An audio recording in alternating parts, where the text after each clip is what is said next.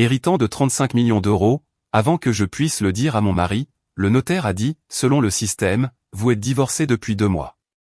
Je suis restée silencieuse pendant 5 secondes, puis j'ai fait ceci. L'histoire de mon héritage de 35 millions d'euros.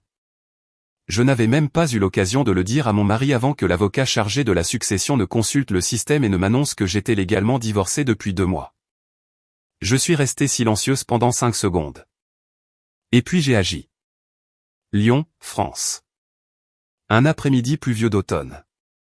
La circulation sur l'autoroute A7 était complètement bloquée, les phares se reflétant sur l'asphalte humide et luisant. L'odeur de la pluie frappant le béton, mêlée au léger parfum de café torréfié des bistrots de quartier, apportait habituellement un sentiment de paix à l'âme d'une citadine. Je m'appelle Hélène Dubois. J'avais 35 ans, PDG de Novatech, une société de logiciels installée dans un élégant bâtiment de verre à la Pardieu. Le titre semblait prestigieux, mais en réalité, lorsque mon mari, Victor Laurent, et moi avons lancé l'entreprise, nous partagions un appartement exigu de 80 mètres carrés où la climatisation fuyait sans cesse et le Wi-Fi était aussi capricieux qu'un adolescent de mauvaise humeur. Je m'occupais des clients, des finances, des contrats et des ressources humaines. Victor s'occupait de la technologie, des serveurs, des produits et des lignes de code qui, pour moi, ressemblaient à du charabia. Le personnel avait l'habitude de plaisanter, Victor est le cerveau et Hélène est le cœur de l'entreprise. Je souriais, ressentant secrètement une pointe de fierté. Quelle femme ne voudrait pas croire qu'elle et son mari avaient traversé ensemble les jours les plus difficiles de leur vie?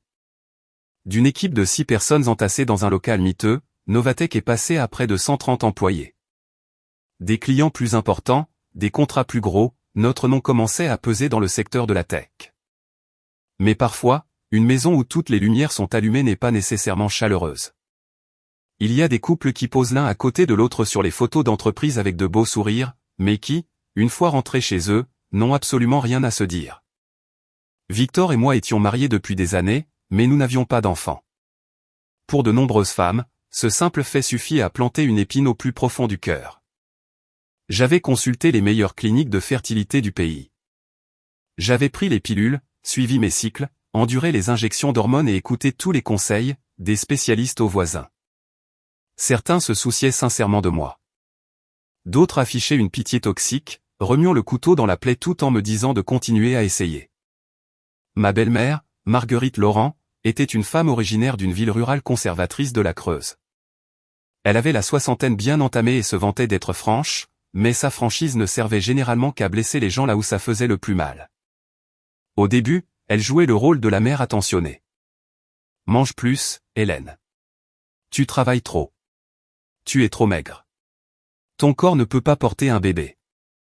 Je forçais un sourire et prenais une autre bouchée, bien qu'une boule se soit formée dans ma gorge.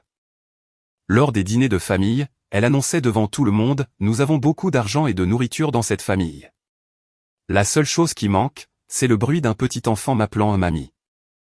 Toute la table devenait silencieuse pendant quelques secondes avant que quelqu'un ne rie maladroitement pour détendre l'atmosphère. Les gens sont comme ça. Si vous dites quelque chose de blessant devant une foule, on fait passer ça pour une blague. Les mots ne coûtent rien, mais la douleur qu'ils infligent coûte une fortune. Chaque fois que Victor me voyait me figer, il me tapotait doucement l'épaule. N'y pense pas trop. La médecine est avancée de nos jours, et si nous ne pouvons pas avoir d'enfants, ce n'est pas uniquement de ta faute. Avant, je le croyais. Je le croyais tellement que les nombreuses nuits où il rentrait tard, sentant un léger parfum inconnu mêlé à la pluie, je me persuadais qu'il venait de rencontrer un client dans un restaurant chic. Je le croyais tellement que lorsqu'il disait que les serveurs étaient en panne et qu'il devait passer une nuit blanche au bureau, je lui envoyais juste un texto pour lui rappeler de manger et de ne pas boire trop de café. Une fois, je lui ai demandé, « Pourquoi es-tu si occupé ces derniers temps ? Tu rentres à peine pour le dîner. » Victor ne m'a pas regardé. Il a juste détaché sa montre, l'a posée sur la commode et a dit, la voix chargée d'épuisement, le lancement du nouveau produit approche. Si je ne m'en préoccupe pas, qui le fera ? Tu es la PDG. Tu ne comprends pas la pression technique ? Je suis restée silencieuse. La chose la plus terrifiante dans un mariage, ce ne sont pas les disputes. Se disputer signifie qu'il y a encore un lien humain. La chose la plus terrifiante, c'est d'ouvrir la bouche et de sentir immédiatement que vous dérangez votre partenaire. Ce soir-là, j'avais préparé un bœuf bourguignon classique avec une purée à l'ail et des carottes rôties, tous les plats préférés de Victor. J'avais même fait un détour pour acheter la meilleure pièce de viande chez un boucher réputé des Halles Paul Bocuse. Le boucher avait souri en voyant avec quel soin je choisissais la viande. C'est pour le mari, hein? Il a de la chance. J'avais simplement souri en retour. À l'époque, je croyais encore qu'un repas chaud pouvait maintenir un foyer uni. Il m'a fallu beaucoup de temps pour comprendre que, peu importe à quel point le repas est délicieux, il ne retiendra pas un homme qui a déjà décidé de manger ailleurs. Victor est rentré à 20h. Il s'est assis, a pris 2 bouchées de purée, a coupé un minuscule morceau de bœuf, puis s'est levé. Je dois retourner au bureau. Erreur côté serveur. J'ai regardé son assiette presque pleine. Mange un peu plus. Tu n'as rien mangé depuis midi. Je n'ai plus faim. Il a fait une pause. Quoi d'autre, Hélène? Je voulais lui demander s'il m'aimait encore. Je voulais lui demander pourquoi il me regardait comme si j'étais un vieux meuble, pas assez cassé pour être jeté, mais plus du tout apprécié. Mais à la place, j'ai juste dit, il pleut beaucoup. Prends ton manteau. Victor a attrapé sa veste, son ton s'adoucissant légèrement. Toi, concentre-toi sur l'entreprise. Laisse-moi m'occuper des affaires de la maison. À l'époque, cela semblait parfaitement normal, un couple marié se partageant la charge mentale. Je n'avais aucune idée que dans sa version des affaires de la maison, il n'y avait plus de place pour moi. Après le départ de Victor, la cuisine était d'un silence assourdissant.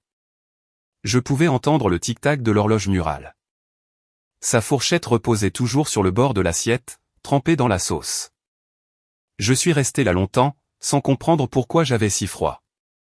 Mon téléphone s'est allumé. Un texto de ma belle-mère. Tu viens au dîner de famille dimanche. As-tu revu le médecin? J'ai entendu parler d'un excellent spécialiste à Lyon. J'ai fixé l'écran et j'ai poussé un long soupir. Chaque fois qu'elle mentionnait le mot « médecin », j'avais l'impression d'être un arbre violemment déraciné juste pour que les gens puissent vérifier s'il était vivant ou mort. J'ai répondu « oui, je vais libérer mon emploi du temps ».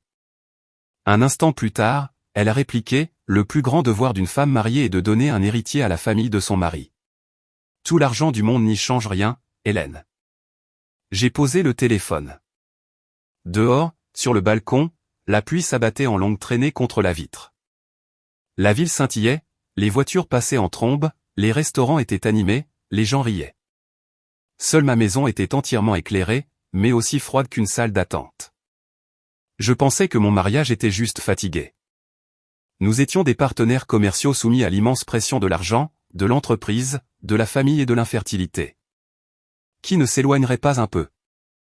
Je croyais que si seulement je faisais plus d'efforts, si j'endurais plus et si je l'aimais plus, tout finirait par passer. Mais certains océans ne peuvent jamais être vidés.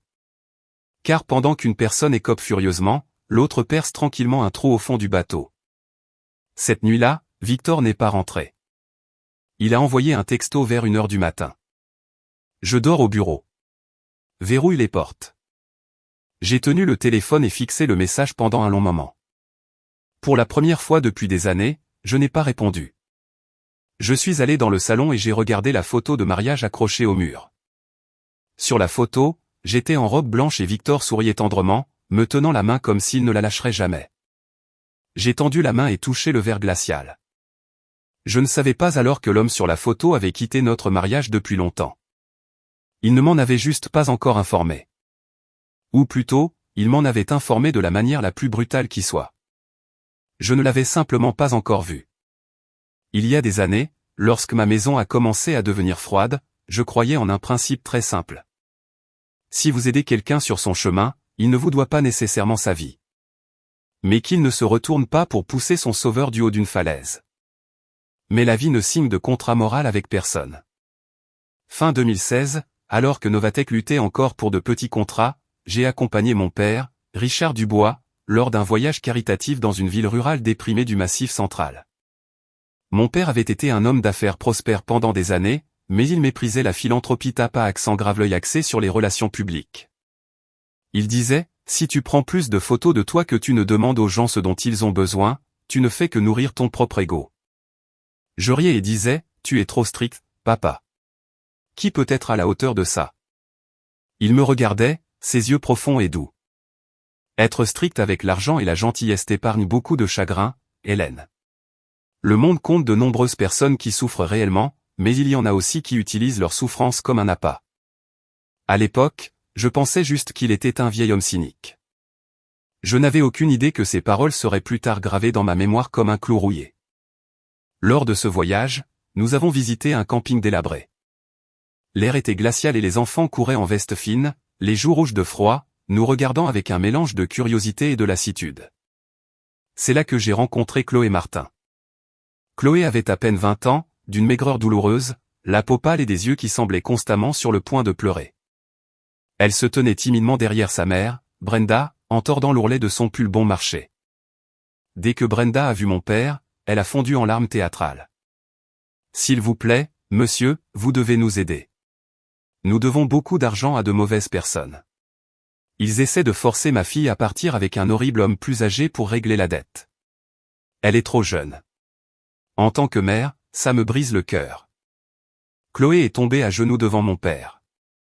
J'ai paniqué et me suis précipité pour la relever. « Levez-vous, s'il vous plaît. Dites-nous ce qui se passe. Ne faites pas ça. » Chloé a attrapé mes mains. Les siennes étaient glacées. « S'il vous plaît, Hélène. Je ne veux pas partir avec lui. Je veux aller à l'école. Je veux travailler. Je ne veux pas que ma vie se termine ici. » En regardant la jeune fille en face de moi, j'ai eu l'impression de voir une jeune pousse fragile battue par une tempête brutale. J'ai ressenti une pitié sincère, probablement parce qu'à l'époque, je croyais encore que les larmes étaient toujours accompagnées de bonté, une croyance assez naïve. Mais il semble que tout le monde doive payer les frais de scolarité de sa naïveté. Après avoir parlé aux travailleurs sociaux locaux, mon père a découvert que Brenda avait contracté des prêts sur salaire prédateurs pour financer une mauvaise habitude, et les intérêts avaient explosé pour devenir une bête ingérable. Le principal n'était pas énorme, mais les agents de recouvrement étaient impitoyables. Cette nuit-là, dans notre chambre de motel, j'ai dit à mon père, « Papa, je veux aider Chloé. » Il s'est versé une tasse de café bon marché du motel et a demandé lentement, « L'aides-tu parce que tu t'en soucies vraiment? Ou parce que tu veux te sentir comme une sauveuse? » Je me suis figé. « Je m'en soucie vraiment, papa. » Alors aide-la les yeux ouverts. Ne donne pas d'argent en pensant que tu as acheté de la gratitude. Je suis resté assis en silence. Il a posé une main sur mon épaule. Sauver quelqu'un est une bonne chose, mais tu dois te rappeler que la gentillesse a besoin d'une clôture. Sans clôture, les gens honnêtes deviennent juste un paillasson sur lequel les autres s'essuient les pieds. J'ai hoché la tête, même si je n'ai pas tout à fait compris. Après ce voyage, j'ai utilisé mes économies personnelles pour rembourser la dette de la famille de Chloé, environ 15 000 €. Je n'ai pas simplement donné de l'argent liquide comme dans un film. J'ai demandé à un avocat local de rédiger un accord, payant directement les créanciers et clôturant les comptes. Mon père a insisté pour tout documenter car il détestait les faveurs verbales qui se transforment plus tard en nœuds coulants. Je pensais que c'était la fin, mais Chloé continuait de pleurer. Elle a dit, « Hélène, si je reste ici, tôt ou tard, ma mère me replongera dans les dettes. Puis-je venir à Lyon avec toi? Je ferai n'importe quoi. Faire la vaisselle, servir à table. Je n'ai pas peur du travail dur. » J'ai regardé mon père. Il n'a pas hoché la tête. Il a seulement demandé, « Chloé, pars-tu pour changer ta vie, ou pars-tu pour t'accrocher à quelqu'un d'autre? » Chloé a essuyé ses larmes et a chuchoté, « Je veux pouvoir me nourrir. » Cette phrase a fait fondre mon cœur. J'ai emmené Chloé à Lyon.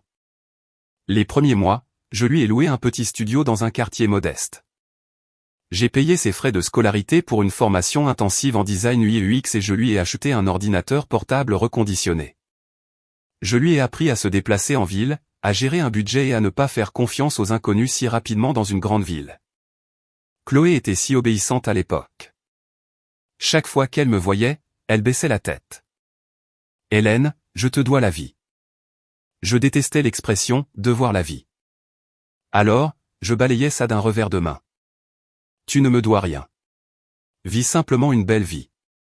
Quand tu seras sur pied, rends-la pareille. Une fois, Chloé est venue chez moi alors que Victor réparait un ordinateur dans le salon. Elle se tenait timidement près de la porte. Salut, Victor. Hélène me dit que tu es un génie de l'informatique. Victor a levé les yeux et a fait un sourire poli. À peine un génie. On s'habitue. Chloé a regardé l'écran plein de codes, les yeux écarquillés. On dirait un film de hacker. Si je comprenais ne serait-ce que la moitié de ça, je serais si fier. Victor a ri. J'ai ri aussi. J'ai même plaisanté, tu devrais apprendre quelques bases à Chloé. Elle apprend le design UI. Comprendre le back-end l'aidera à trouver un emploi. Victor a haussé les épaules. Bien sûr, quand j'aurai le temps. Bien sûr, quand j'aurai le temps, désinvolte. Si normal. Si incroyablement normal que je n'avais absolument aucune raison de me méfier. Qui aurait pu savoir que certaines relations commencent par une phrase aussi légère qu'un grain de poussière pour se transformer en un ouragan qui arrache le toit de votre maison. Après un an, Chloé est devenue assez douée en design, et je l'ai recommandée pour un stage dans une entreprise partenaire. Elle a commencé à s'habiller plus chic, à parler avec plus de confiance. À chaque fête, elle nous envoyait, à mon père et à moi, un message. Hélène est celle qui m'a donné une seconde vie. Mon père a lu le message et a eu un petit rire sec. Ne te grise pas de merci, Hélène. Les gens vraiment reconnaissants n'ont pas besoin de t'en parler. Je me suis mise sur la défensive. Papa, tu es toujours si méfiant. Il a répondu, je ne suis pas méfiant. Je ne donne juste pas les clés de ma maison à n'importe qui simplement parce qu'il pleure joliment. J'ai levé les yeux au ciel et j'ai laissé tomber. La gentillesse de la jeunesse est têtue. Elle pense briller assez fort pour illuminer les ténèbres de tout le monde. La réalité, c'est que certaines ténèbres savent exactement comment se cacher juste en dehors des projecteurs. Quelque temps plus tard, Chloé a dit que sa mère était malade et a demandé à prendre quelques semaines de congé pour retourner dans sa ville natale. Je lui ai envoyé un peu d'argent supplémentaire pour les frais médicaux et lui ai dit d'appeler si elle avait besoin de quoi que ce soit. Mais les semaines se sont transformées en mois. Ses messages se sont raréfiés. Parfois, elle ne répondait pas à mes appels. Quand elle est finalement revenue à Lyon, elle avait l'air plus mince, les yeux un peu plus durs. « Est-ce que tout va bien à la maison ?» ai-je demandé. Elle a forcé un sourire. « Non, je suis juste fatiguée. Maman va mieux. » Je n'ai pas insisté. Tout le monde a un jardin secret qu'il ne veut pas partager. Je respectais ses limites. Maintenant, en y repensant, l'ironie a un goût de cendre. Si quelqu'un disparaît de votre vie pendant un certain temps et que vous ne demandez pas exactement ce qu'il faisait, cette absence finira par revenir vous punir de la manière la plus atroce. À l'époque, je pensais avoir sorti Chloé de la boue. Je ne savais pas que certaines personnes sortent de la boue non pas pour se laver les pieds, mais pour apprendre à y entraîner les autres avec elles. Mon père est mort un jour de pluie battante. La pluie lyonnaise ne passait pas comme une averse normale. Elle s'est éternisée du matin au soir, tambourinant sans relâche contre les auvents de l'hôpital, trempant les pins et les épaules des gens venus le voir une dernière fois. Je me tenais à côté du cercueil, les mains glacées, écoutant la voix solennelle du prêtre, tandis que ma poitrine semblait avoir été vidée à la petite cuillère. Richard Dubois. Mon père avait passé sa vie à faire des affaires avec prudence. C'était un homme honnête, compatissant, mais jamais une mauviette.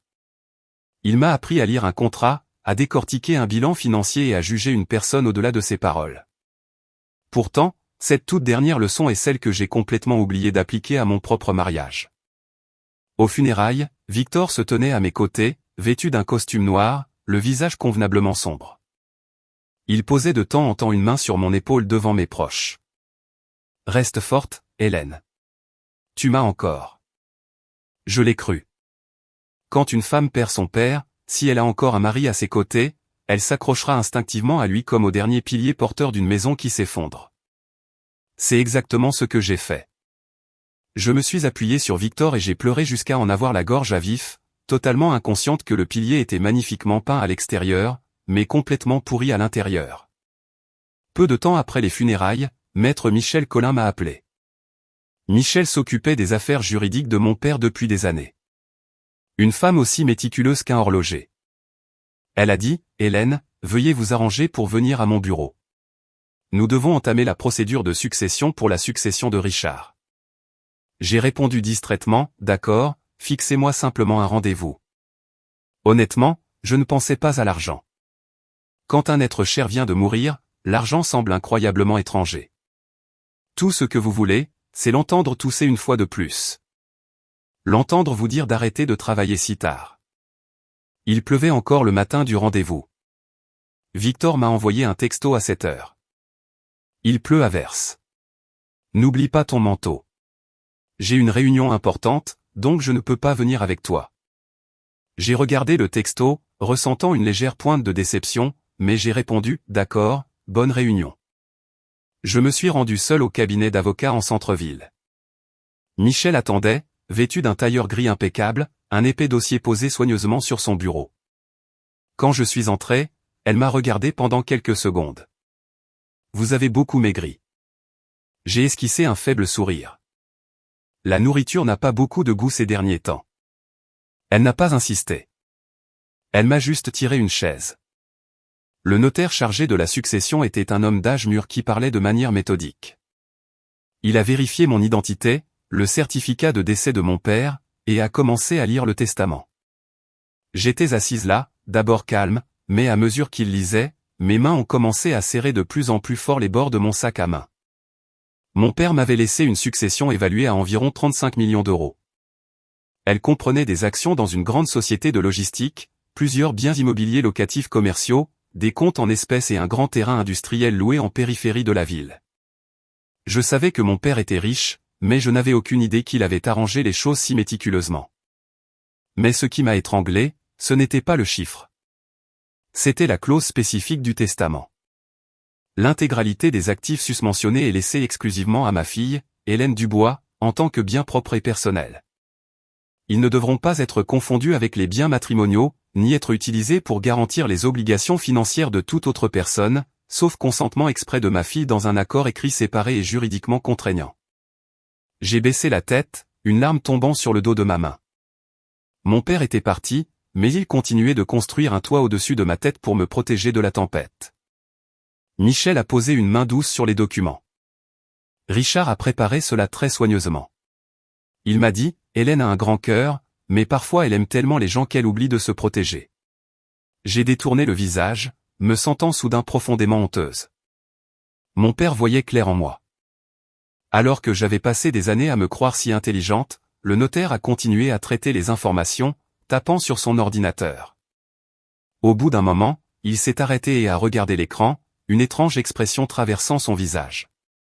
Madame Dubois, actuellement, la base de données de l'état civil indique que votre statut matrimonial est divorcé de Victor Laurent. Un jugement par défaut pour un règlement matrimonial et une dissolution de mariage a été rendu et est entré en vigueur à la fin du premier trimestre de cette année. Pourriez-vous vérifier cette information? J'ai cru avoir mal entendu. Excusez-moi, qu'avez-vous dit? Le notaire a regardé à nouveau son écran, conservant son ton professionnel. Vous et Victor Laurent avez finalisé un divorce par consentement mutuel. Le tribunal a rendu le jugement définitif. Nous devons vérifier cela pour catégoriser précisément vos biens propres pour le transfert de la succession. Je suis resté complètement paralysé. Dehors, par la fenêtre, la pluie s'abattait violemment contre le bâtiment. La climatisation bourdonnait régulièrement dans la pièce. J'ai distinctement entendu le bruit du stylo de Michel tombant sur son bureau. J'ai parlé lentement, en articulant chaque syllabe. Je vis toujours avec mon mari. Personne n'a répondu immédiatement. J'ai sorti mon téléphone et j'ai retrouvé le texto de Victor de ce matin. Les mots « il pleut à verse. N'oublie pas ton manteau » étaient toujours là. Si écœurant de prévenance. Un homme qui rappelle à sa femme de prendre un manteau le matin parce qu'il s'inquiète de la pluie, mais qui sur le papier est divorcé d'elle depuis des mois. Les humains sont vraiment des créatures magnifiques. Nous pouvons tenir un parapluie au-dessus de nous tout en creusant simultanément une tombe sous les pieds de quelqu'un d'autre. On aurait presque envie de les applaudir, si votre cœur n'était pas en train de se briser. Michel a retrouvé son calme la première. Elle a regardé le notaire. Pouvez-vous sortir le dossier et les pièces? Ma cliente n'en avait absolument aucune connaissance. Quelques minutes plus tard, les documents étaient imprimés. Les pages se sont matérialisées devant mes yeux comme de fines lames de rasoir. La requête en divorce. Une renonciation à la signification. Une convention de règlement matrimonial signée renonçant au droit de contester les biens matrimoniaux. L'adresse postale pour toutes les notifications du tribunal, le siège social de Novatech. Et au bas de la convention, il y avait ma signature. Ce n'était pas un faux. Ce n'était pas un décalcage maladroit. C'était ma vraie signature. Douce sur la première boucle, légèrement relevée à la fin, exactement comme je signais mon nom depuis des années. Je tremblais si violemment que je ne pouvais pas tenir le verre d'eau que Michel m'a tendu. Elle m'a offert un mouchoir, mais je ne pouvais pas pleurer.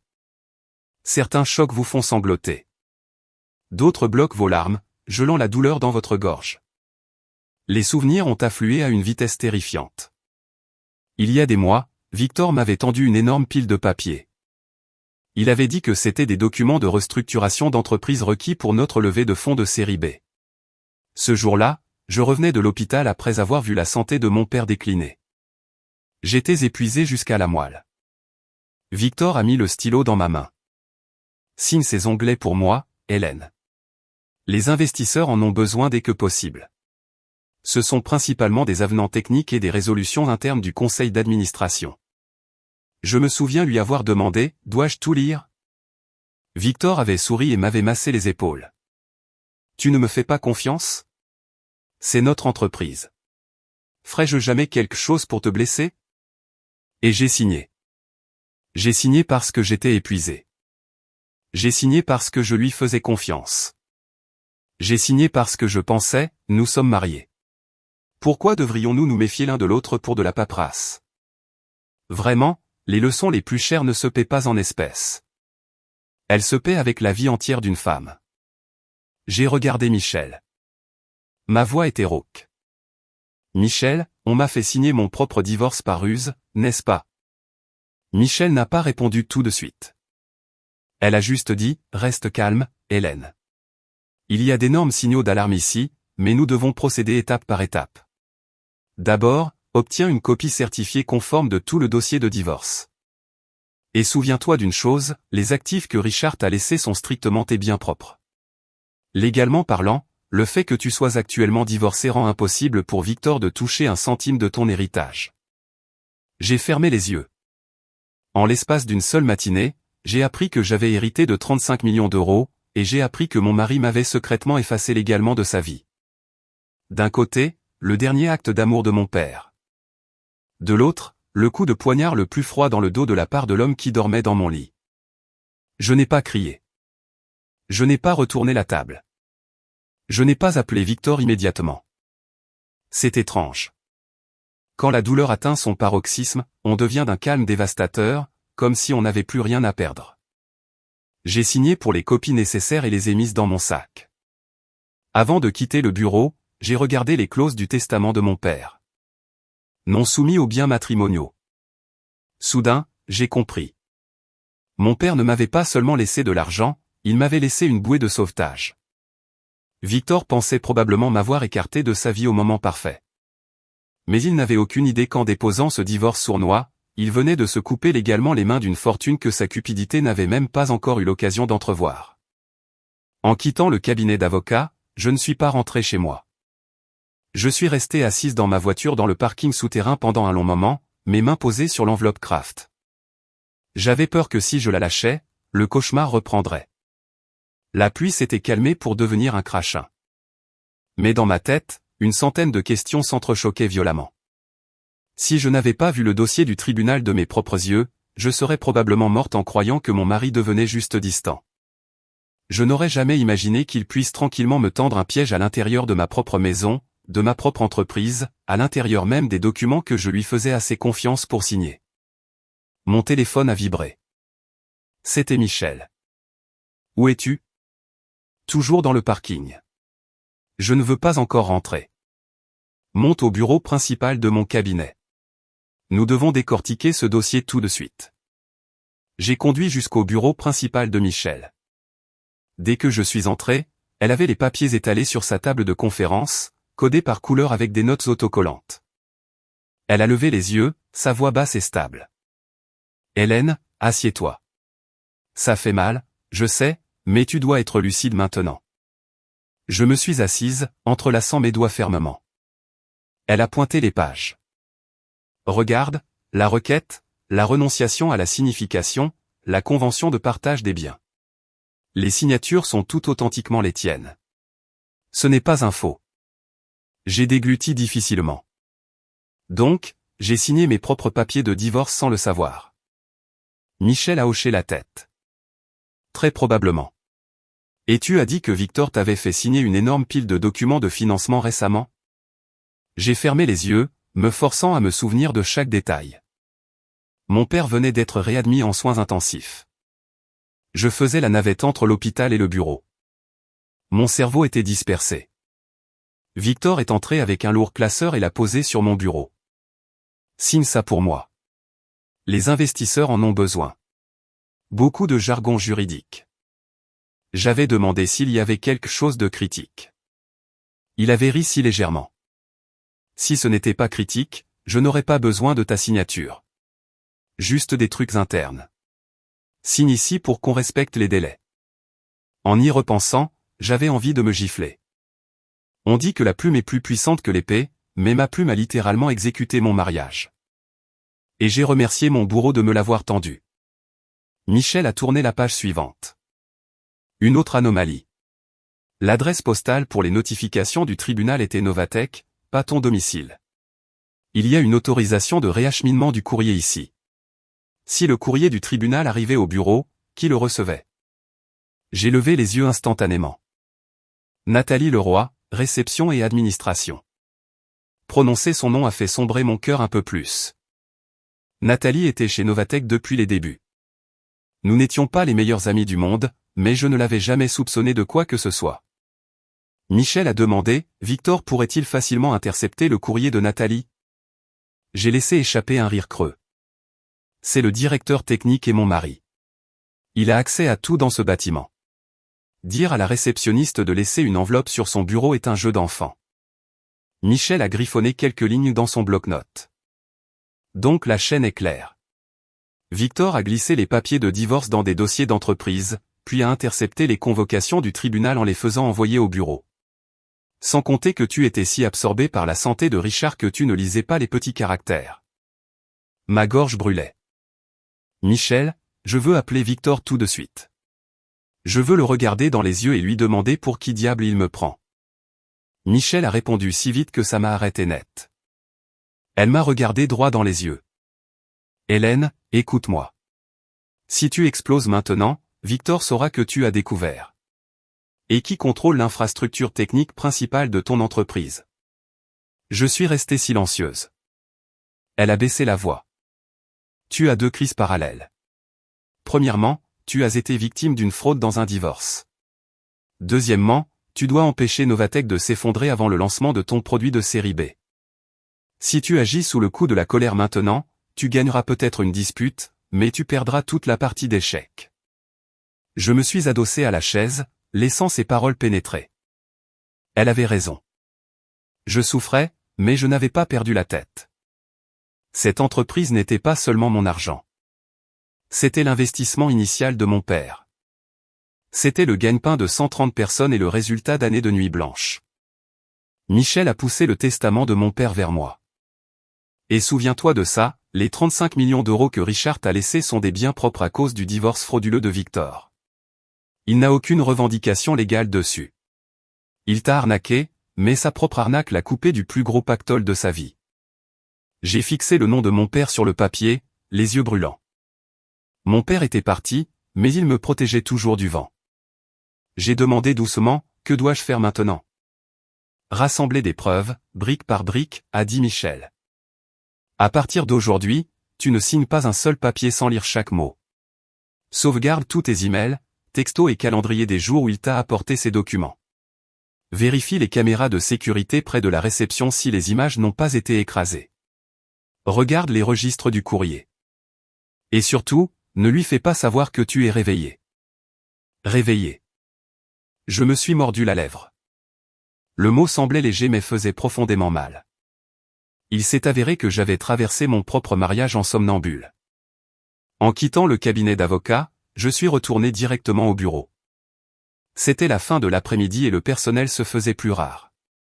Je me suis enfermé dans mon bureau, j'ai allumé mon ordinateur et j'ai ouvert mes archives de mai. J'ai sorti les dates de calendrier, les pièces jointes et les comptes rendus de réunion. Certains que j'avais survolés, d'autres que je n'avais jamais rouverts. J'ai croisé les dates où j'ai signé des documents avec les jours où le tribunal aurait envoyé des notifications. J'ai récupéré les images de la caméra du hall. Les anciennes données étaient fragmentaires, mais je savais que j'étais sur la bonne voie. En sortant, je suis passé devant le bureau de Nathalie. Elle rangeait son sac à main. Elle s'est levée en me voyant. « Oh, Hélène, tu es encore là. » Je l'ai regardée, luttant pour garder ma voix désinvolte. « Oui, je vérifiais de vieux dossiers. » « Dis, Nathalie, où gardes-tu les registres du courrier entrant du premier trimestre ?» Nathalie s'est figée, juste une fraction de seconde, mais je l'ai vue. « Dans le classeur de l'administration. » « Hélène, peux-tu me les sortir pour demain ?» Elle a hoché la tête. « Bien sûr. Je les prendrai. » Juste une minuscule hésitation, mais c'était suffisant pour faire chuter la température dans ma poitrine de quelques degrés. Cette nuit-là, je n'ai pas pleuré. C'était étrange. J'avais été paralysé par le choc le matin, mais le soir, j'organisais des preuves comme une personne complètement différente. Peut-être que lorsque la douleur est trop immense, elle ne vous accorde pas le luxe d'une dépression. Elle vous force à grandir immédiatement, juste au-dessus de vos propres ruines. Je suis sorti dans le parking. Il faisait sombre, les lampadaires se reflétant dans les flaques d'eau. J'ai sorti mon téléphone et composé un numéro que je n'avais pas appelé depuis des années. Kevin Henry, un vieil ami d'université qui faisait des enquêtes internes pour une entreprise du CAC 40 avant d'ouvrir sa propre agence de renseignement privé à Lyon. Il a décroché à la 3e sonnerie. « Hélène, ça fait longtemps. Je ne suis pas passé par 4 chemins. Kevin, j'ai besoin d'une faveur et c'est sale. » Il y a eu un temps de silence. La voix de Kevin a baissé. « Que se passe-t-il » J'ai regardé les voitures qui passaient en trombe sur la rue mouillée, le vent nocturne glacial contre mes joues. « J'ai besoin que tu suives l'emploi du temps réel de mon mari. » Kevin n'a pas posé de questions stupides. C'est fait. On se voit demain. J'ai raccroché et j'ai regardé l'horizon de Lyon. Mon père m'avait toujours dit de lire avant de signer. J'ai oublié une fois et j'ai payé avec une vie parfaitement paisible. Mais à partir de cette seconde, je n'oublierai plus. Chaque point, chaque virgule, chaque regard, chaque mot suspicieusement gentil de Victor serait passé au microscope. Le lendemain matin, j'ai rencontré Kevin dans un café tranquille niché dans le vieux Lyon. La machine à expresso ronronnait en arrière-plan. Kevin était déjà là, les manches retroussées, un café noir intact devant lui. Il a froncé les sourcils en m'asseyant. « Tu as une mine affreuse. » J'ai eu un rire sec. « Ton charme reste parfaitement intact, Kevin. » Il est resté silencieux une seconde, puis a poussé un verre d'eau vers moi. « Quel est le problème avec Victor ?» Je n'ai pas raconté une longue histoire. Je lui ai juste tendu la copie certifiée conforme du jugement de divorce, quelques textos récents de Victor et son calendrier partagé. Kevin a lu lentement. Quand il a fini, il s'est adossé et a expiré. « Hélène, ce n'est pas juste un type qui te trompe. Je sais jusqu'où je veux que tu creuses. Je creuserai jusqu'à ce que nous touchions la vérité absolue. » Kevin m'a regardé non pas avec pitié, mais avec une concentration calculée. C'était exactement ce dont j'avais besoin. Si quelqu'un m'avait tapoté le dos en me disant que tout irait bien, j'aurais probablement ri à son nez. Quand votre maison brûle, un bout de papier avec des pensées et des prières n'éteindra pas les flammes. Kevin a dit, je n'opère que légalement. Suivi de localisation, registre public, surveillance dans les lieux publics, piste papier. Pas d'effraction, pas d'écoutes illégales. Je n'ai pas besoin de me salir pour les attraper. Le lendemain même, Kevin m'a envoyé un court message. Victor n'est pas à la conférence tech à Marseille. Il est à Caluire et Cuire. Était jointe une localisation pour un complexe de condos de luxe au bord de la Saône. Ce n'était pas loin de notre bureau, un endroit devant lequel j'étais passé de nombreuses fois, regardant les balcons illuminés, pensant que les gens qui y vivaient devaient avoir des vies paisibles. Il s'avère que la paix n'est pas déterminée par l'étage où vous vivez, mais par la conscience des gens à l'intérieur. J'ai conduit jusqu'à l'endroit et je me suis garé de l'autre côté de la rue. Kevin était déjà là, appuyé contre un mur de briques, faisant semblant d'être sur son téléphone. En voyant ma voiture, il s'est approché et est monté côté passager. « Tu es sûr de vouloir voir ça ?» J'ai fixé d'un air absent les grilles du complexe. « Je suis déjà là.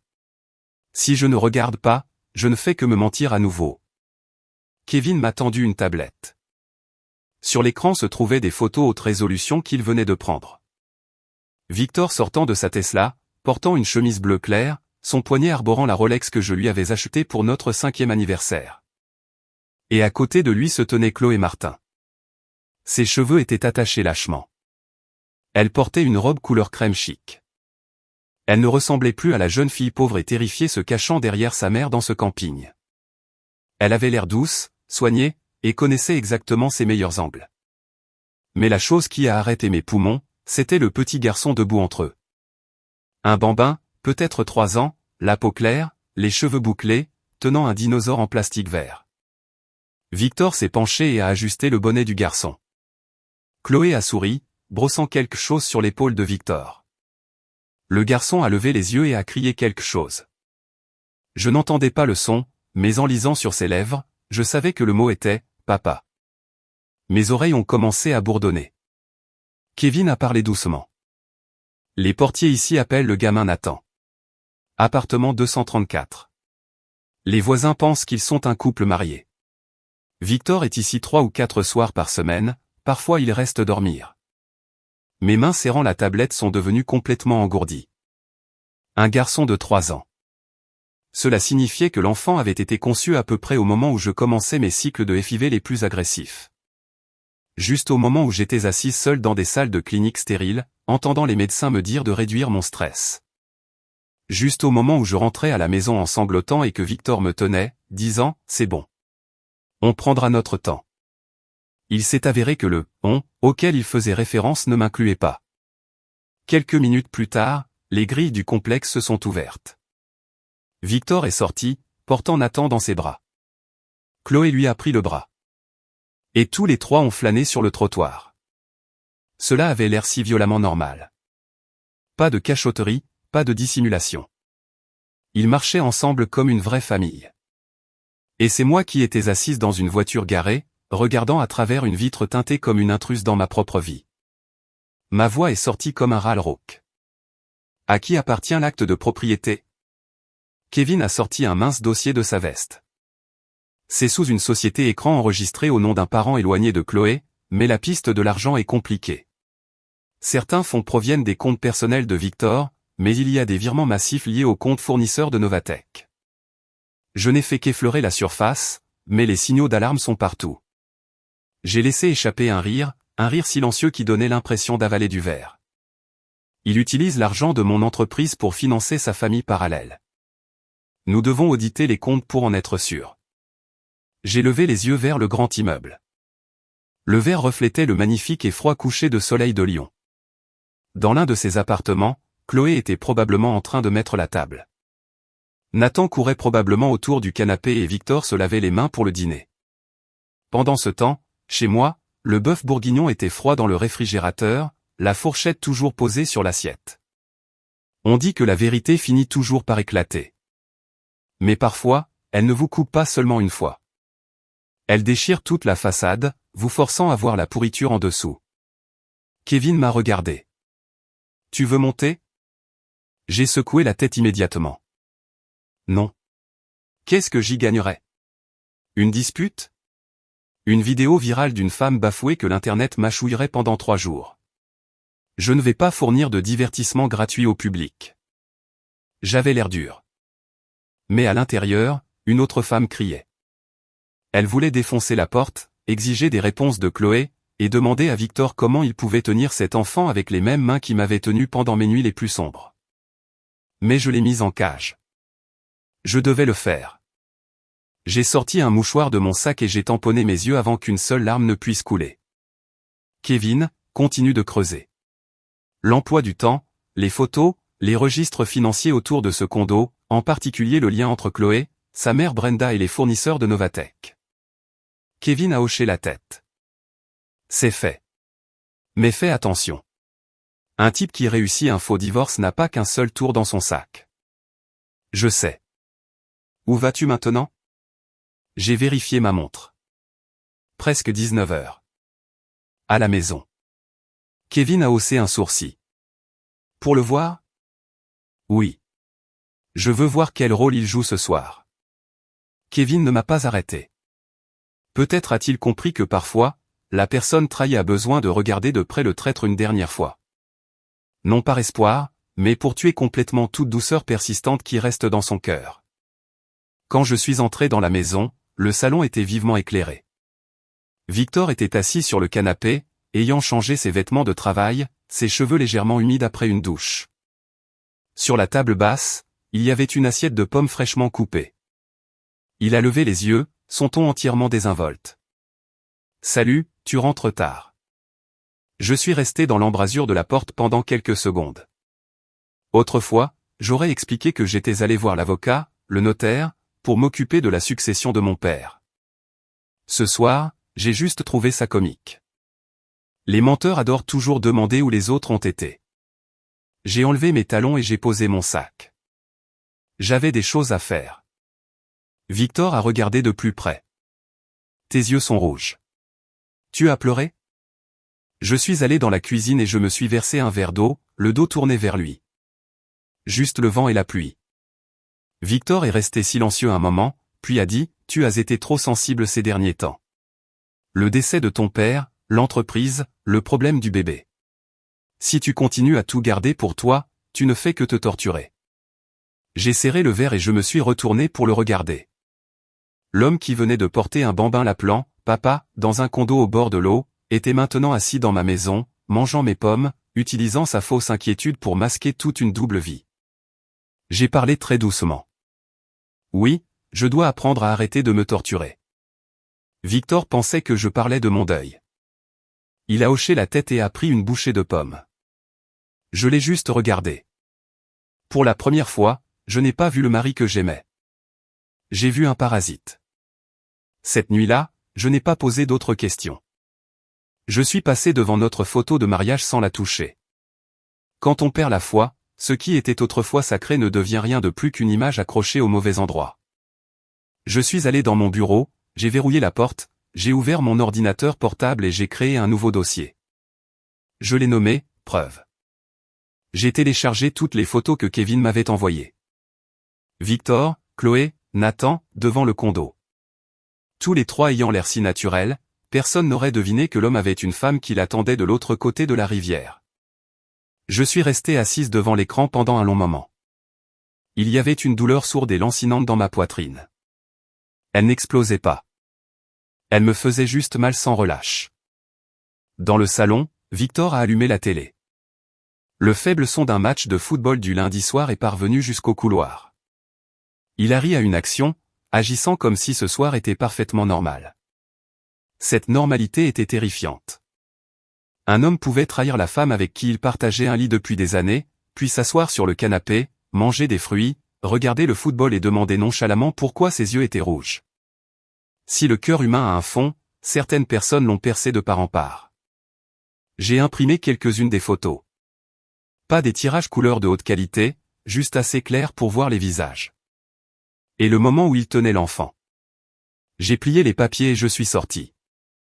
Victor était toujours sur le canapé. Il a levé les yeux. Pas encore couché? J'ai jeté les photos sur la table basse en verre.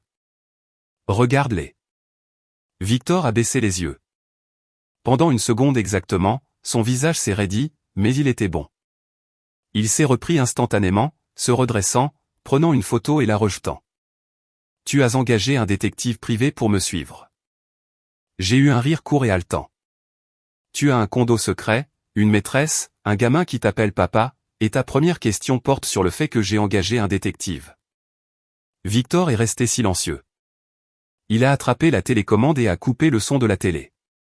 La maison est tombée dans un silence de mort, à l'exception de la pluie qui tapotait contre la vitre du balcon. Puisque tu sais, je ne vais plus me cacher.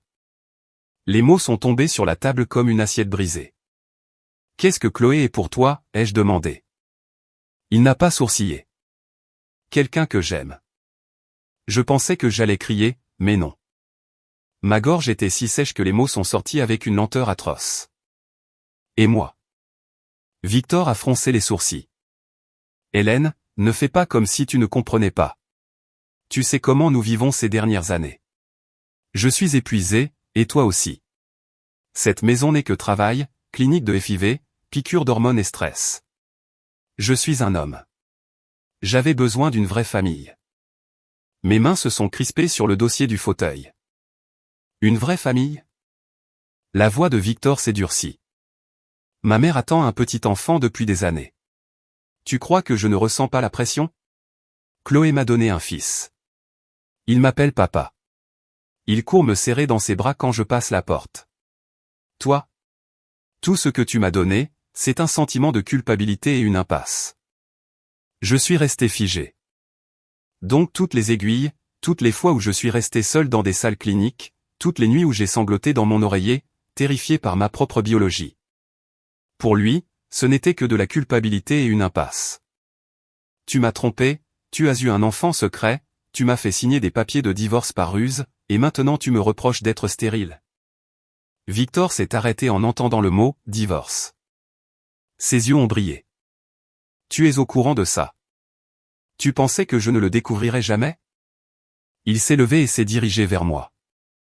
Hélène, ne fais pas comme si j'étais le seul méchant ici. Ce papier était une issue de secours pour nous deux. Tu l'as signé. Le juge a signé. Nous sommes légalement divorcés. Tu as caché les papiers de divorce dans des documents de financement de série B pendant que mon père mourait à l'hôpital. Et tu appelles ça une issue de secours? Victor s'est tu. Le silence est parfois plus sale qu'un mensonge. J'ai montré la porte. Sors de cette maison. Et à compter de demain, tu es suspendu de toutes tes fonctions de direction chez Novatech jusqu'à ce que cela soit résolu. Victor a laissé échapper un rire court, sec et méprisant. Tu penses que cette entreprise fonctionne sans moi? Je l'ai regardé fixement. L'entreprise n'est pas seulement à toi. Le back-end principal, si, a craché Victor, en articulant chaque mot. Les serveurs, les clés de cryptage, l'architecture d'authentification, l'accès route. Tout passe par moi. Le lancement de la série B est dans quelques semaines. Si je ne coopère pas, qui le fera? Tu veux jouer à la PDG impitoyable, Hélène? Choisis un moment plus intelligent pour le faire. Un frisson m'a parcouru l'échine. Victor s'est approché de son ordinateur portable sur le bureau et l'a ouvert.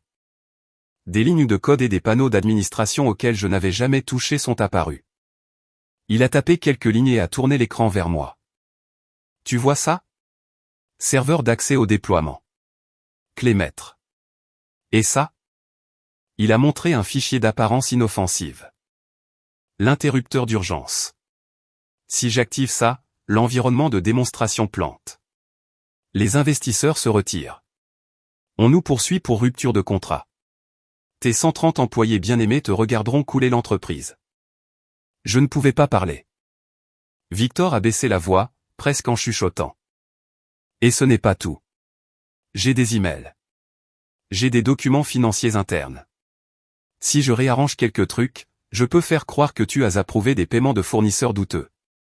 Tu es une excellente dirigeante, Hélène, mais la cour de l'opinion publique et l'AMF ne sont pas aussi indulgentes que tu le penses. J'ai regardé l'homme en face de moi. Ce n'était pas mon mari. C'était un homme qui avait forgé une lame il y a longtemps et qui attendait juste que je le surprenne en train de me tromper pour la tenir à ma gorge. Je voulais le gifler. Je voulais lui jeter le verre d'eau à sa figure suffisante et crier qu'il était un lâche et un parasite. Mais derrière moi, il y avait toute une entreprise. 130 salaires. L'héritage que mon père m'avait aidé à construire. J'ai inspiré lentement. Que veux-tu? Victor m'a regardé, apparemment satisfait de la question. C'est simple. Tu te tais. Tu ne fais pas de scène. Tu ne touches pas à Chloé ou à mon fils. Après le lancement du produit, on s'assoit et on négocie correctement. Je m'assurerai que tout se passe en douceur. En douceur pour qui? Pour tout le monde, a-t-il dit sans effort. Tu gardes l'entreprise et ta réputation. Chloé et Nathan obtiennent une légitimité. Ma mère à son petit-fils. Arrête d'être égoïste, Hélène. J'ai failli rire. Un homme escroque sa femme, détruit sa confiance et lui dit de ne pas être égoïste. Si l'audace était une marchandise, il serait plus riche que Bernard Arnault. Mais je n'ai pas ri. J'ai baissé les yeux, laissant mes cheveux cacher mon regard. Donne-moi du temps. Victor m'a observé. Combien de temps? Je ne peux pas gérer ça tout de suite. Mais je ne veux pas que l'entreprise meure. Cette phrase l'a convaincu que j'étais terrifié. Victor a fermé son ordinateur portable, son ton redevenant celui d'un dictateur bienveillant. 3 semaines avant la démo. Fais juste ton travail. Après ça, j'amènerai Chloé et Nathan rencontrer la famille, et on gérera ça comme des adultes. J'ai demandé doucement, m'as-tu jamais vraiment aimé? Victor a semblé légèrement agacé. Ne sois pas puérile, Hélène. C'est comme ça. J'ai hoché la tête et je me suis levé. Je suis épuisé. Je vais me coucher. Victor ne m'a pas arrêté. Il pensait avoir gagné. Il pensait que j'avais été muselé par l'entreprise, le personnel, la menace médiatique. Il pensait qu'une femme, honteuse de son infertilité, se soumettrait pour sauver son dernier lambeau de dignité. Je suis allé dans la salle de bain principale et j'ai mis la douche à fond. Le rugissement de l'eau frappant le carrelage masquait le son de mon appel téléphonique. Michel a décroché instantanément. Que s'est-il passé? Je me suis regardé dans le miroir, les yeux injectés de sang, les lèvres pâles, mais ma voix était d'un calme glacial.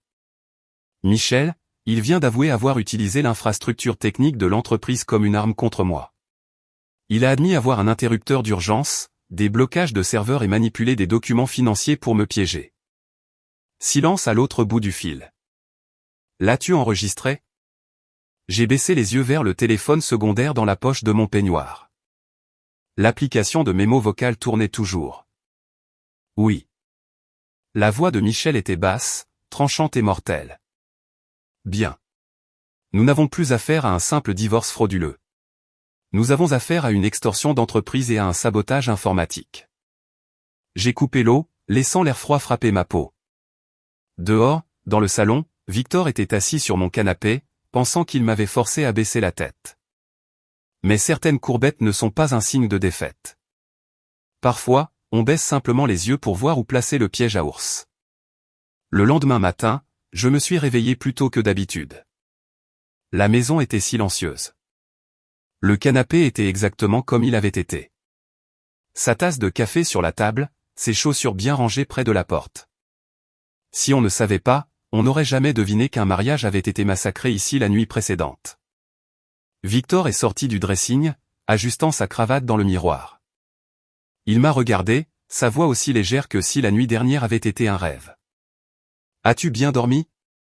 J'étais en train de verser du café. Bien. Je sais que tu es sous le choc, mais tu finiras par voir que je n'avais pas d'autre choix. Je me suis tourné vers lui un bref instant. Je voulais lui demander de quoi était fait son cœur pour dire quelque chose d'aussi grotesque avec un visage impassible, mais je l'ai ravalé. Je ne veux plus me battre. Je suis fatigué. Cela l'a apaisé. Il s'est approché, son ton paternaliste. Concentre-toi juste sur le lancement. On s'occupera du reste plus tard. J'ai hoché la tête. C'est ça. On s'en occupera plus tard. Mais il n'était pas le seul à faire des plans. Après le départ de Victor, j'ai conduit directement à un café sur la Croix-Rousse pour rencontrer Michel. Elle était assise dans un coin, son ordinateur portable ouvert, un bloc-notes juridique et 2 cafés chauds devant elle. Qu'a-t-il dit d'autre, a-t-elle demandé. J'ai fait glisser mon téléphone sur la table. Je l'ai enregistré en train d'admettre qu'il utilisait le système de l'entreprise pour me faire chanter. Il a aussi dit qu'après le lancement, il exigerait une légitimité pour Chloé et l'enfant. Michel a hoché la tête lentement. Excellent. Nous avons une autre flèche à notre arc. Mais tu dois te souvenir, ne le laisse pas soupçonner que tu contre-attaques. J'ai enroulé mes mains autour de la tasse de café. Elles étaient encore froides. Quelle est la prochaine étape? Michel a écrit 3 points sur son bloc-notes. 3 fronts. Premièrement, le divorce frauduleux. Deuxièmement, l'extorsion d'entreprise via l'accès technique. Troisièmement, les flux financiers anormaux. Tu ne partages des informations qu'en cas de nécessité absolue. Pas de commérage. J'ai regardé la liste. Pour la première fois depuis des jours, le chaos dans ma tête s'est organisé. Premièrement, a dit Michel, tu ne signes rien sans lire chaque page. Jamais par urgence, confiance ou gêne. Ses frais de scolarité étaient élevés. Je ne l'oublierai pas. Deuxièmement, tous tes documents personnels, les originaux des dossiers de l'entreprise et les sceaux physiques vont dans un coffre-fort sécurisé, pas à la maison. J'ai hoché la tête. Troisièmement, resserre le protocole pour les changements de système back-end au travail. Quiconque veut déployer une mise à jour a besoin d'un ticket enregistré et d'une double approbation. Ne pointe pas Victor du doigt. Utilise simplement le lancement imminent de la série B comme excuse pour renforcer la sécurité. Victor va détester ça. Bien. Les gens qui détestent les protocoles clairs cherchent généralement une porte dérobée. En quittant le café, je suis allé au bureau plus tôt que d'habitude. J'ai appelé Laure Taylor, notre chef comptable, dans mon bureau. Laure est entrée en tenant une pile de factures. « Tu avais besoin de moi, Hélène ?» J'ai fermé la porte et baissé la voix. « Laure, j'ai besoin que tu fasses une analyse approfondie de toutes les dépenses de maintenance technique et externe des 4 dernières années. Garde ça complètement secret. Ne demande pas pourquoi pour l'instant. » Laure a froncé les sourcils. « Quelque chose ne va pas ? » Je n'ai pas encore de conclusion, mais je dois en être sûr. Laure a hoché la tête immédiatement. Compris. Je vais filtrer par groupe de fournisseurs et retracer les flux de trésorerie. Je l'ai regardé, ressentant une vague de gratitude. Dans un monde où ma famille me poignardait, ma collègue restait ferme sur ses principes. Ensuite, j'ai appelé Nathalie, l'assistante administrative. Elle est entrée l'air nerveux. Asseyez-vous. J'ai besoin des registres du courrier entrant du premier trimestre. Nathalie a dégluti difficilement. Puis-je les apporter après le déjeuner ? Je l'ai regardé droit dans les yeux, ma voix ferme mais mesurée. Non, j'en ai besoin tout de suite. Nathalie a fait une pause une seconde avant de chuchoter, je vais les chercher. Quand elle s'est retournée, j'ai réalisé quelque chose. Les plus petits maillons de la chaîne sont généralement les premiers à s'agiter. Les gens qui font le sale boulot ne sont pas toujours les cerveaux maléfiques, mais ce sont les clés qui ouvrent le coffre-fort. Cet après-midi-là, j'ai eu une brève réunion avec les équipes d'ingénierie et d'exploitation. Victor était là. J'ai maintenu mon attitude de PDG. À partir d'aujourd'hui et jusqu'à la démo, chaque changement de système nécessite un ticket enregistré et mon approbation finale. Pas de déploiement sauvage en dehors du protocole. Victor s'est adossé en ricanant. Pourquoi cette bureaucratie soudaine ? Les développeurs ont besoin de flexibilité. Plus nous nous rapprochons du lancement, plus le navire doit être étanche, ai-je répondu. Je ne risque pas un crash à cause d'un déploiement non documenté. Quelques chefs de service ont hoché la tête en signe d'approbation. Victor n'a pas insisté, mais ses yeux se sont plissés. Je savais que je devais marcher sur une corde raide, assez tendue pour sécuriser le fort, assez lâche pour ne pas montrer mon jeu. Ce soir-là, en rentrant à la maison, Victor a demandé nonchalamment, « Tu es drôlement prudente ces derniers temps, hein ?» J'ai accroché mon manteau. Une seule erreur d'inattention suffit. Je veux dire, pour l'entreprise. Je lui ai fait un mince sourire. L'entreprise et la vie. Victor s'est tu. Peut-être n'a-t-il pas saisi le double sens. Ou peut-être pensait-il que j'étais juste une femme au foyer amer. Laissez-le penser ça. Cette nuit-là, je suis resté tard au bureau. Les couloirs étaient vides, à l'exception du bourdonnement de la climatisation et de l'aspirateur du concierge de nuit. J'étais dans une petite salle de conférence avec Laure. Sur la table était étalé son ordinateur portable, des relevés bancaires, des factures et du café froid. Laure a remonté ses lunettes. « Hélène, c'est grave. » Je me suis redressé. « Lequel ? » Pas un. Tout un groupe. Elle a tourné son ordinateur portable vers moi.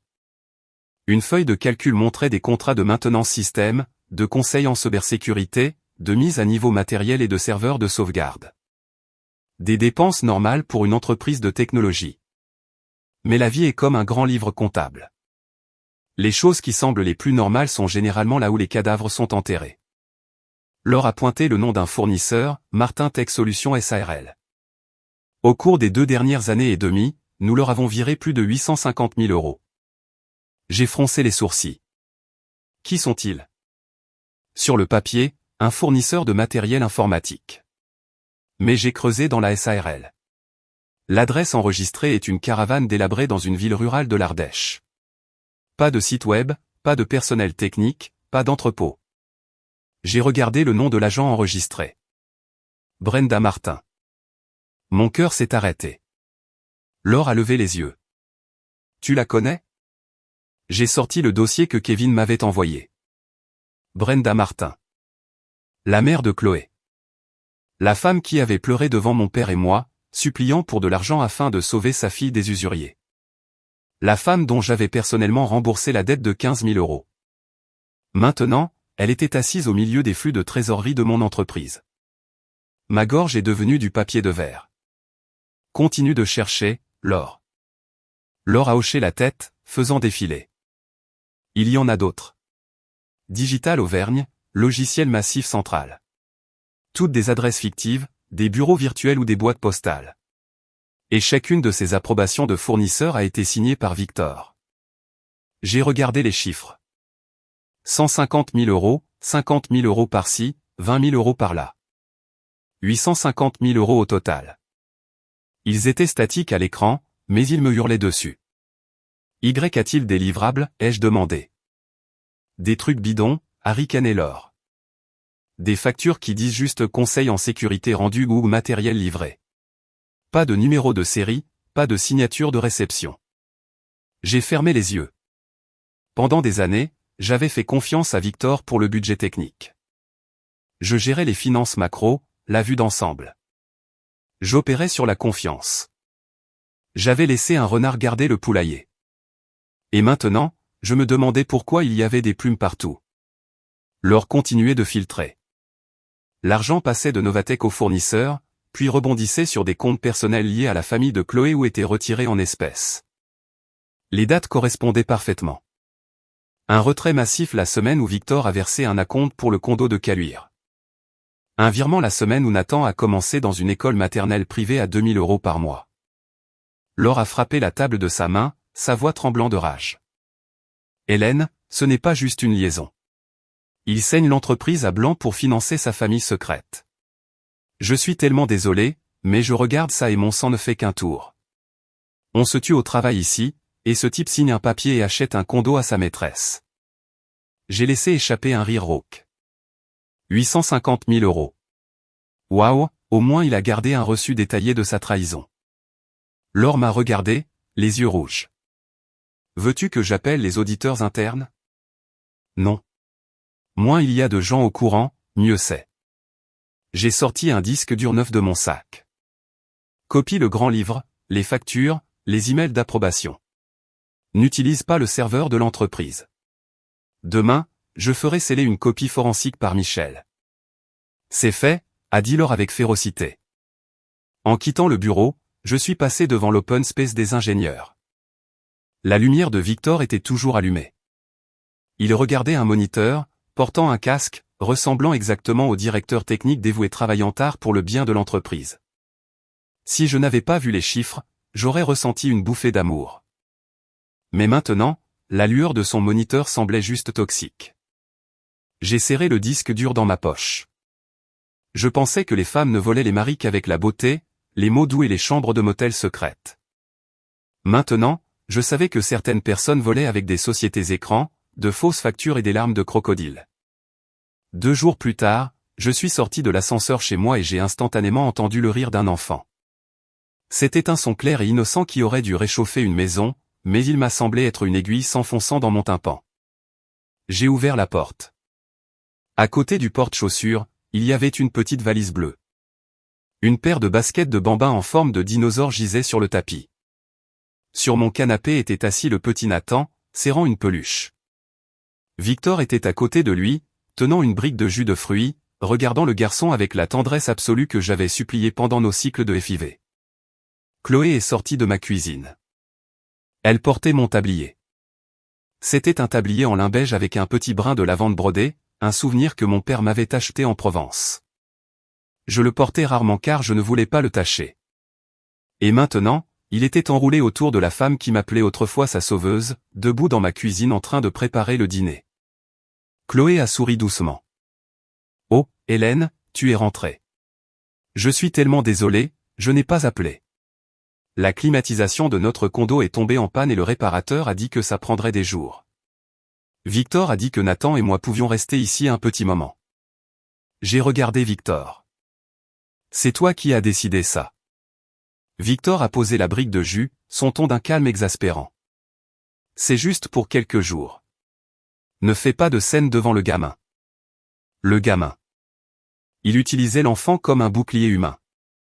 Faire une erreur, puis mettre un bambin dans la ligne de mire pour que la victime ait l'air d'un monstre si elle se met en colère.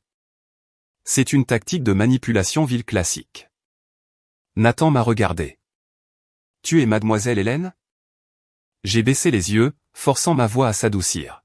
« Oui, je suis Hélène. » Il a levé son dinosaure en plastique. « La roue est cassée. Tu peux la réparer ?» Papa Victor a dit qu'il le ferait, mais il a oublié. L'expression « Papa Victor » a été comme un coup physique, mais l'enfant n'y était pour rien. Je me suis agenouillé et j'ai remis la roue en place. Voilà. Waouh, tu es super intelligente, a rigolé Nathan. Je lui ai tapoté la tête et je me suis relevé. Chloé se tenait à proximité, sa voix dégoulinant d'une douceur calculée. Nathan t'adore déjà. Je lui ai dit à quel point tu as aidé maman autrefois. Je l'ai regardé. Oh, tu te souviens de ça. Son sourire a vacillé une seconde, mais elle a rapidement baissé les yeux. Bien sûr. Je te dois la vie. La gratitude de certaines personnes n'est qu'une gifle déguisée. Juste à ce moment-là, la porte d'entrée s'est rouverte. Marguerite, ma belle-mère, est entrée en portant un sac de courses, suivie de mon beau-père, Arthur, transportant une caisse d'eau. Dès que Marguerite a vu Nathan, elle a laissé tomber les sacs et a couru vers lui. « Oh, mon petit trésor. Mamie s'est tellement ennuyée de toi. » Nathan a ri. Arthur m'a regardé, mal à l'aise. « Salut, Hélène. Tu sors juste du travail. » Avant que je puisse répondre, Marguerite a lancé sèchement, « Arthur, laisse le garçon jouer. Hélène est fatiguée du bureau. Laisse-la tranquille. Elle ne m'a pas appelé sa belle-fille. J'étais juste Hélène maintenant. La femme qui, il y a quelques jours, exigeait que je lui donne un héritier, m'avait instantanément remplacé dans ma propre maison. Marguerite, tu as l'air de tout savoir, ai-je dit d'un ton égal. Victor nous a dit Marguerite sans s'excuser, en serrant Nathan dans ses bras. Vous deux n'êtes pas compatibles. Le divorce est fait. Tu ne pouvais pas lui donner d'enfant. À quoi t'attendais-tu? Une famille a besoin d'une lignée. Suis-je censé ignorer mon propre petit-fils? Arthur a grimacé. Marguerite, baisse d'un ton. Ai-je dit quelque chose de mal, a-t-elle rétorqué. Nous avons attendu des années pour un garçon. Maintenant, nous avons un héritier Laurent. Hélène gagne bien sa vie, c'est sûr, mais si elle ne peut pas être une mère, elle doit comprendre. Chloé a baissé les yeux, tordant l'ourlet de son tablier, jouant la victime tragique. Mais j'ai vu les coins de sa bouche se contracter vers le haut. Un sourire de victoire, caché derrière de fausses larmes. Victor s'est levé, jouant le pacificateur. Maman. Hélène est fatiguée. Laissons tomber. Il m'a regardé. Laisse-les juste rester. Ne rends pas les choses bizarres. J'ai regardé autour de moi. Le service à thé que mon père m'avait acheté. Les plantes grasses que je cultivais sur le balcon. Tout portait mes empreintes. Pourtant, je me tenais là comme une invitée indésirable. Chloé a pris la parole doucement. Hélène, j'ai fait à dîner. Rejoins-nous. Je sais que tu aimes ton poulet rôti avec plus d'herbe, alors je l'ai fait spécialement. Je l'ai regardé fixement. Tu en sais beaucoup. Chloé s'est mordu la lèvre. Je veux juste la paix. La paix, ce n'est pas s'introduire chez quelqu'un et lui dire de se taire, ai-je dit. La pièce est tombée dans un silence de mort. Victor a froncé les sourcils. Hélène. J'ai levé une main. Je n'ai pas crié. Je n'ai pas pleuré. J'ai parlé clairement. Je suis épuisé. Mangez votre dîner. Je serai dans mon bureau. Marguerite a ricané. Regardez cette attitude. On vient et elle ne veut même pas partager le pain. Je me suis arrêté dans les escaliers et j'ai regardé en arrière. J'ai partagé le pain avec vous pendant des années, Marguerite. Ce soir, je passe mon tour. Je suis monté et j'ai verrouillé la porte de mon bureau. J'ai sorti mon téléphone de secours, j'ai appuyé sur enregistrer et je l'ai glissé sous la fente de la porte. Je me fichais de leur commérage mesquin. J'avais besoin d'une preuve audio de Victor installant sa maîtresse dans ma résidence légale, la traitant comme la sienne, et confirmant sa manipulation. Mon téléphone a vibré. Un texto de Victor. Tu as bien joué. Continue comme ça et les choses ne tourneront pas mal. Je n'ai pas répondu. En bas, j'ai entendu le cliquetis des couverts. Chloé servant le poulet. Marguerite pouponnant Nathan. Victor assis en bout de table comme un roi avec sa famille parfaite. Je me tenais près de la fenêtre, regardant le jardin sombre. Endurer cela, ce n'était pas perdre. Endurer cela, c'était les laisser creuser leur tombe si profondément qu'ils n'en sortiraient jamais. Le lendemain matin, je suis arrivé à Novatech pour trouver le hall d'entrée dans un chaos absolu. Hélène, il y a une situation à l'extérieur, a dit le chef de la sécurité en se précipitant. Je pouvais entendre la voix aiguë d'une femme résonner à travers les portes vitrées. C'était Brenda, la mère de Chloé. Elle se tenait sur la place devant le bâtiment, tenant son téléphone sur une perche à selfie, en direct sur TikTok ou Instagram. Chloé se tenait à côté d'elle, tenant Nathan, pleurant silencieusement dans un mouchoir, l'air d'une martyre. Une petite foule de badauds s'était rassemblée. Regardez cet endroit, hurlait Brenda à son téléphone. Cette PDG milliardaire harcèle ma fille. Elle essaie de voler le père de mon petit-fils. Juste parce qu'elle a de l'argent, elle pense qu'elle peut jeter mon bébé à la rue. Chloé a sangloté bruyamment. Je veux juste que mon fils ait son père. Je ne veux pas de son argent, mais elle est si puissante. Elle essaie de nous détruire. Je me tenais derrière la vitre, ressentant une vague de dégoût pur. Une femme qui s'était installée chez moi, portait mon tablier et cuisinait dans ma cuisine, se tenait maintenant devant mon entreprise, se faisant passer pour une victime sur Internet. Le méchant moderne ne se contente pas de faire le mal. Il engage une équipe de relations publiques pour le présenter sous un autre jour. Je me suis tourné vers la sécurité. Gardez tout le monde à l'intérieur. N'intervenez pas, laissez la police s'en occuper. J'ai appelé Michel.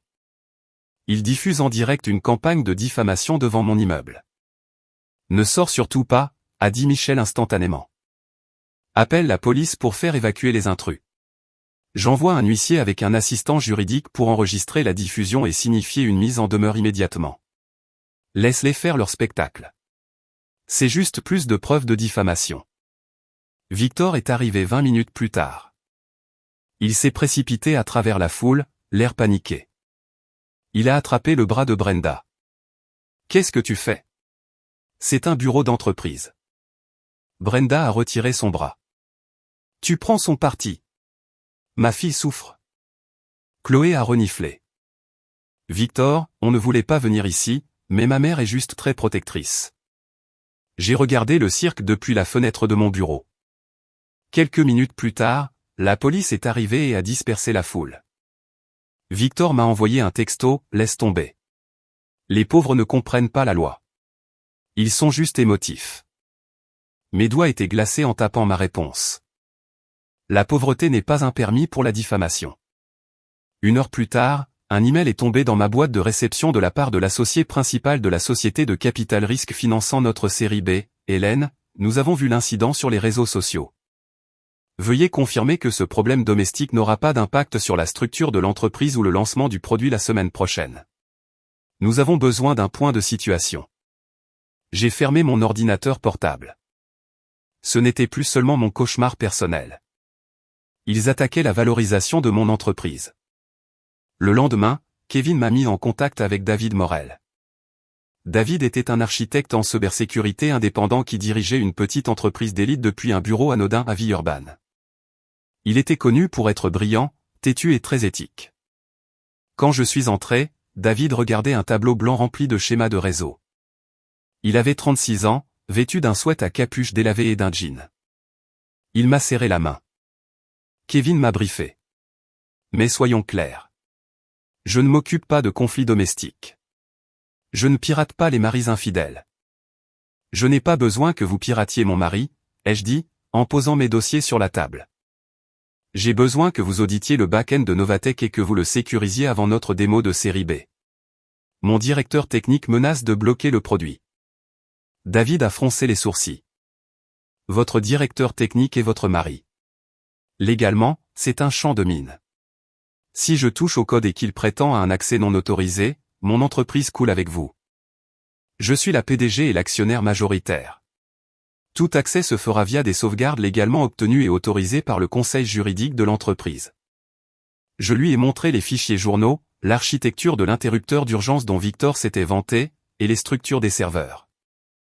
David a parcouru les fichiers rapidement. Il s'est arrêté en voyant un document avec le nom de mon père dessus. Richard Dubois. David a enlevé ses lunettes et a regardé le nom pendant un long moment. La froideur de son comportement s'est fissurée. Vous êtes la fille de Richard. J'étais surprise. Vous connaissiez mon père? David s'est frotté les yeux. Quand j'étais en licence, j'étais fauché, prêt à abandonner. Une fondation a financé mes 2 dernières années. Votre père était le donateur anonyme. Il m'a écrit une seule lettre. Il disait, être pauvre n'est pas effrayant. Ce qui est effrayant, c'est d'oublier qu'on a un chemin à suivre. Je ne serais pas là sans lui. Je suis resté assise dans un silence stupéfait. Mon père n'en avait jamais parlé. La vie est étrange. Les personnes que j'ai sauvées sont revenues pour me détruire.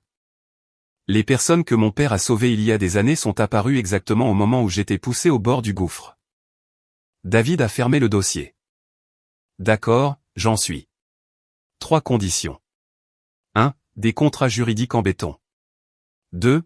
Je ne travaille que sur un environnement de test sécurisé. 3. Je ne suis pas un héros qui sauve une demoiselle. Je suis un prestataire qui sécurise un réseau. J'ai hoché la tête. Je n'ai pas besoin d'un héros. Les héros oublient de signer des accords de confidentialité. J'ai besoin d'un professionnel. David a effectivement souri. Donnez-moi mon équipe, les sauvegardes et 26 jours. Est-ce que c'est suffisant? C'est suffisant pour désamorcer une bombe si vous êtes prêt à ne plus dormir, a-t-il dit. L'ancien chalet de mon père dans le Vercors était niché au cœur des bois. Il y allait pour échapper au bruit de lion. C'est devenu notre salle de guerre secrète. L'équipe de 4 ingénieurs de David s'est installée avec des serveurs, des moniteurs et des câbles. L'odeur des aiguilles de pain a été remplacée par l'odeur de l'électronique chaude et du Red Bull éventé. Nous n'avons pas réécrit le logiciel. Nous avons juste reconstruit les portes d'accès, l'authentification, les clés d'administration, les protocoles de déploiement. Une nuit à 2 heures du matin, en mangeant des nouilles instantanées, David m'a appelé. Regarde ça. On a trouvé une porte dérobée. Pas celle que Victor t'a montrée. Une cachée. Il a montré l'écran. Quelqu'un a essayé d'accéder au dépôt fantôme. Qui? Un utilisateur nommé Lucas Petit. Lucas. Le développeur principal et bras droit de Victor. Ne le bloquez pas tout de suite, ai-je dit instantanément. Si vous piégez un rat trop tôt, il avertit le nid. Laissez-le penser qu'il n'est pas vu. David a hoché la tête en signe d'approbation. Le lendemain, au bureau, Lucas m'a souri dans le couloir. Salut, Hélène. La préparation de la démo se passe super bien. On est dans les temps. Heureux de l'entendre, Lucas, ai-je souri en retour. Cette nuit-là, Kevin m'a envoyé un journal de texto de Lucas à Victor. Hélène verrouille les protocoles. On dirait que quelqu'un audite. La réponse de Victor. Garde un œil sur elle. Déploie la mise à jour fantôme. La mise à jour fantôme était un morceau de code malveillant que Lucas a essayé d'injecter dans l'environnement de pré-production. S'il était déployé pendant la présentation de la série B, il ferait intentionnellement planter le système sous une forte charge, permettant à Victor de me blâmer d'avoir cassé le produit avec mes nouveaux protocoles. David a isolé le code, l'a mis en quarantaine et a créé un faux environnement miroir, pour que Lucas pense que sa bombe avait été plantée avec succès. Victor s'impatientait. 3 jours avant la démo, il est entré dans mon bureau et a jeté un contrat sur mon bureau. Signe ça. C'était un accord de restructuration, mais enfoué à la page 4 se trouvait une clause transférant 17% de mes capitaux propres à Victor pour assurer l'indépendance technique. Tu m'extorques des actions maintenant, ai-je demandé. Victor a frappé la table de sa main. Sans moi, cette entreprise est une coquille vide. J'appuie sur un bouton et la démo meurt. Signe le papier, Hélène. J'ai appuyé sur le bouton d'enregistrement de mon téléphone caché sous un carnet. Si je signe ça, tu promets de ne pas faire planter le système? Signe-le et tout le monde aura ce qu'il veut, a-t-il ricané. J'ai pris mon stylo et j'ai signé une photocopie juridiquement inutile que Michel avait préparée. Victor l'a arrachée, l'air triomphant, et est sorti. Dimanche, le dîner de famille chez Marguerite à Dijon. J'ai traversé le pays, sachant exactement dans quoi je m'engageais. La maison sentait la dinde rôtie et la tarte. Toute la famille élargie était là. Quand je suis entré, Marguerite a montré une table pliante dans le coin. Hélène, assieds-toi là. La table principale est pour la famille. Chloé était assise à la table principale, Nathan sur ses genoux. Victor était à côté d'elle. Je ne me suis pas assise à la table pliante. Je suis resté au centre de la pièce. Marguerite m'a fusillé du regard. Puisque tu es là, parlons de la succession de Richard. Tu dois la moitié de cet argent à Victor. Tu n'as pas pu lui donner d'enfant. Le moins que tu puisses faire, c'est de subvenir aux besoins de son fils. La pièce est devenue silencieuse. J'ai regardé Marguerite, puis Victor, puis les parents qui me dévisageaient. Une famille, ai-je dit, ma voix résonnant dans la pièce silencieuse, n'est pas construite sur la fraude. Un héritage laissé par mon père pour protéger sa fille ne sera pas utilisé pour financer une maîtresse, un condo volé, ou un homme qui a détourné 850 000 € de ses propres employés. Victor s'est levé d'un bond, le visage pâle. Tais-toi, Hélène. Tu as caché des papiers de divorce et des documents de financement, ai-je continué en le fixant. Tu as volé Novatech. Tu as utilisé un bambin comme accessoire pour m'humilier. J'ai regardé Marguerite. Et vous avez permis à un parasite de prospérer parce que vous êtes obsédé par une lignée. J'ai laissé tomber ma serviette sur la table. Je ne fais plus partie de cette famille. On se verra au tribunal. Je suis sorti, laissant la maison dans un silence stupéfait et assourdissant. Le matin de la démo de la série B au centre-ville de Lyon. La salle de bal était bondée d'investisseurs en capital risque, de journalistes tech et de notre personnel. Je me tenais en coulisses, le cœur calme. David m'a fait un pouce levé depuis la cabine technique. L'environnement factice est isolé. Le vrai système est à toute épreuve. Je suis monté sur scène et j'ai fait ma présentation. J'ai parlé des origines de Novatech. Je n'ai pas mentionné Victor. Au bon moment, Victor s'est levé du premier rang en tenant un micro. Je dois interrompre cette présentation. En tant que directeur technique, j'ai identifié une faille de sécurité critique. La PDG a compromis l'architecture. Je dois initier un arrêt d'urgence du système pour des raisons de sécurité. Les investisseurs ont halté. Les appareils photo ont flashé. Victor a sorti son ordinateur portable et a martelé la touche entrée. Il a attendu que les écrans deviennent noirs. 1 seconde, 5 secondes, 10 secondes. Le tableau de bord de Novatech est resté magnifiquement allumé sur le projecteur massif. Un petit pop-up est apparu sur l'écran de Victor. Accès refusé. Identifiant révoqué. Victor s'est figé, regardant son écran avec horreur. David est sorti de la cabine avec un micro. Je m'appelle David Morel, auditeur indépendant en cybersécurité. Sur ordre légal de la PDG, nous avons neutralisé une menace interne malveillante. Le système est sécurisé. La foule a éclaté en chuchotements. Je me suis avancé au centre de la scène. Dans un souci de transparence totale avec nos investisseurs, ai-je dit en cliquant sur la télécommande. L'écran est passé à un rapport d'audit comptable.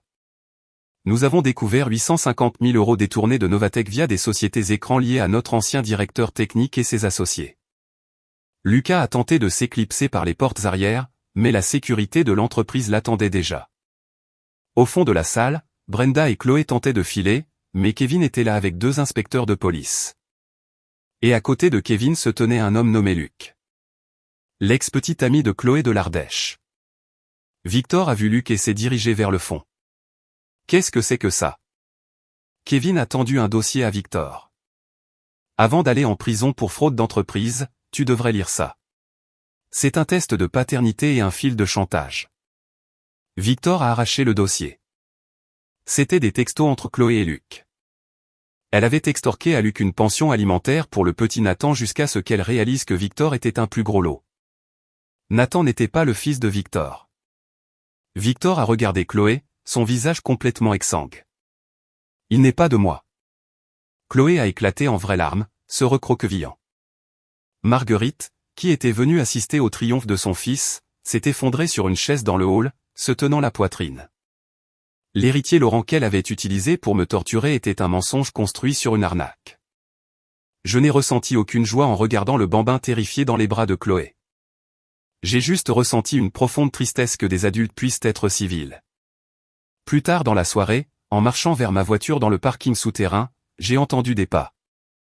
Victor a surgi de derrière un pilier en béton. Ses yeux étaient maniaques, sa cravate défaite. « Retire les plaintes, Hélène. Donne-moi les actions », a-t-il crié. Avant qu'il ne puisse m'atteindre, Kevin et un détective en civil l'ont plaqué au sol. Le bruit des menottes cliquant a résonné dans le garage humide.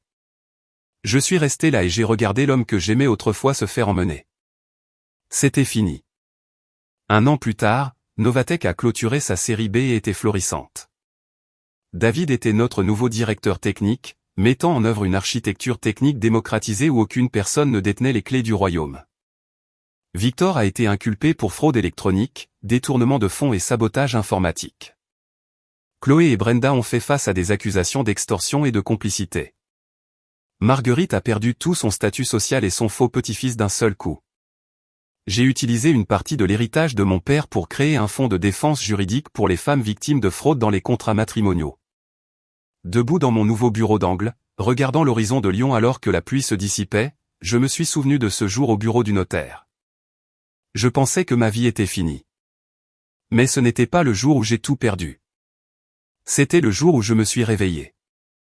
La gentillesse sans limite n'est qu'une échelle pour les ingrats.